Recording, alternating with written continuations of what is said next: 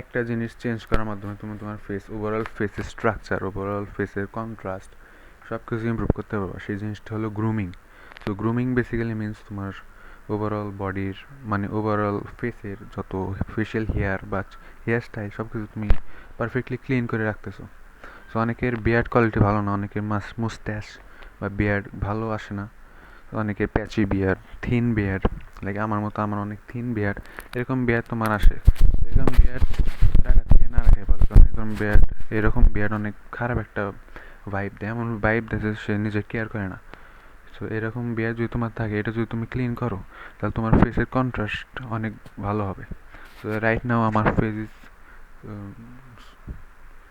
Completely completely clean shaved. And যদি দেখতে পারো আমার ফেস কিন্তু আগে থেকে একটু কন্ট্রাস্ট, একটু ইম্প্রুভ হয়েছে, একটু ডিফারেন্ট একটু লাগতেছে, তাই না?